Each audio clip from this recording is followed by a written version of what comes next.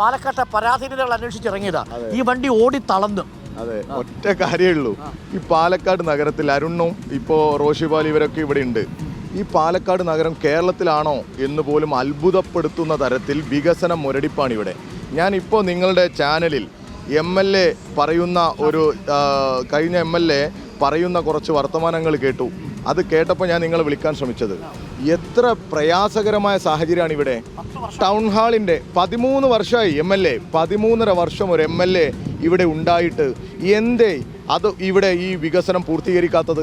ആ MLAയുടെ ഇടപെടൽ നമ്മൾ കണ്ടോ എവിടെയെങ്കിലും? ഇപ്പോൾ അദ്ദേഹം പറയുന്ന പരാതികൾ നമ്മൾ കേട്ടു. മുനിസിപ്പാലിറ്റിയാണ്, BJP ആണ് ഭരിക്കുന്നത് എന്നൊക്കെ പറഞ്ഞു. അങ്ങനെ പരാതി പറയാനായിട്ട് മാത്രമുള്ള ഒരു MLA മതിയോ? ആ പരാതി തന്നെ എപ്പോഴാണ് ഡോക്ടർ അരുൺ ഇവിടെ പറയുന്നത്? ഇപ്പോൾ ഞങ്ങൾ ടൗൺ ഹാളിൻ്റെ മുമ്പിൽ കൊട്ടിപ്പാടി ഇരിക്കുന്ന സമയത്ത് നിങ്ങളുടെ റിപ്പോർട്ടർ വന്ന് എന്നോട് ചോദിച്ച ചോദ്യം എന്താണെന്നറിയോ? എന്താ ഈ പ്രേതാലയത്തിന് മുമ്പിൽ ഇരിക്കുന്നത് എന്നാ. അപ്പോൾ ഞങ്ങൾ പറഞ്ഞ മറുപടി ഉണ്ട്, വികസന മുരടിപ്പിൻ്റെ ഈ പ്രേതങ്ങളെ ഇവിടെ നിന്ന് കൊട്ടി അകറ്റണം എന്നുള്ളതാണ്. ഇവിടെ തന്നെ യൂത്ത് കോൺഗ്രസിൻ്റെ ഭാരവാഹികൾ ഒരു സദ്ദാമാണെന്ന് തോന്നുന്നു എൻ്റെ ഓർമ്മ.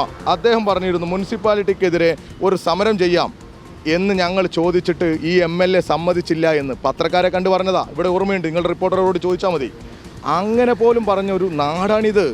ഈ ഇൻഡോർ സ്റ്റേഡിയത്തിൻ്റെ മീറ്റിംഗ് MP രാജേഷിൻ്റെ നേതൃത്വത്തിൽ വിളിച്ചിട്ട് ആ മീറ്റിങ്ങിൽ പങ്കെടുത്തില്ല. കഴിഞ്ഞ ദിവസം ഞങ്ങൾ കൂടി ഇടപെട്ടിട്ട് വി അബ്ദുറഹ്മാൻ സാറിനെ മിനിസ്റ്ററെ ഇവിടെ വരുത്തി ഞങ്ങളൊരു സ്പോർട്സ് കോൺക്ലേവ് വന്നു. അതിൻ്റെ വോയിസ് ക്ലിപ്പ് ഞാൻ നിങ്ങൾക്ക് വേണമെങ്കിൽ അയച്ചു തരാം, വീഡിയോ.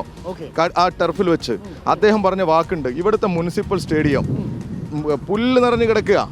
45 കോടിയോളം രൂപ അനുവദിച്ചിട്ട് 4 വർഷമായി ഷാഫിയുടെ പുറകെ നടക്കുന്നു ഞാൻ എന്നൊരു സ്പോർട്സ് മന്ത്രി പറയാ. നിങ്ങൾക്ക് സംശയമുണ്ട്, ഇപ്പോൾ വിളിച്ചു നോക്കാം.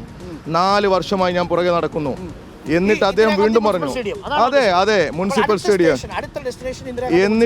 എന്നിട്ടും അതിന് ഒരു ഇടപെടലും നടത്തിയിട്ടില്ല, ഒരു ഫോളോ അപ്പ് ഇല്ല. ഇവിടെ കഴിഞ്ഞൊരു ചർച്ചയിൽ ഒരു ചെറുപ്പക്കാരൻ, ഞാൻ ആ ചെറുപ്പക്കാരനെ തരിക, നമ്മൾ അയ്യപ്പദാസുമായിട്ടുള്ളൊരു ചർച്ചയിൽ ആ ചെറുപ്പക്കാരൻ പറഞ്ഞു, ഇവിടെ ഞങ്ങൾക്കൊരു MLA ഉണ്ട്, MLAയുടെ പേര് സെൽഫി പറമ്പിൽ എന്നാണെന്ന്. അതിനൊരു രാഷ്ട്രീയമുണ്ട്. കാരണം എന്താ അറിയോ? എല്ലാം കല്ലിട്ട് പോവുക, എല്ലാം തുടങ്ങി വെക്കുക, ഞാനാ തുടങ്ങിയത് എന്ന് പറയാ, ഒന്നിനും പൂർത്തീകരണം. നിങ്ങളിപ്പോൾ മെഡിക്കൽ കോളേജ് പറഞ്ഞ അദ്ദേഹം, നിങ്ങളൊന്ന് അന്വേഷിക്കണം, നിങ്ങളുടെ പത്രപ്രവർത്തകൻ എന്നുള്ള നിലക്ക് ഞങ്ങൾ വളരെ സീരിയസ് ആയിട്ട് പറയാം, ഇത് നമ്മൾ അഡ്രസ്സ് ചെയ്യണം.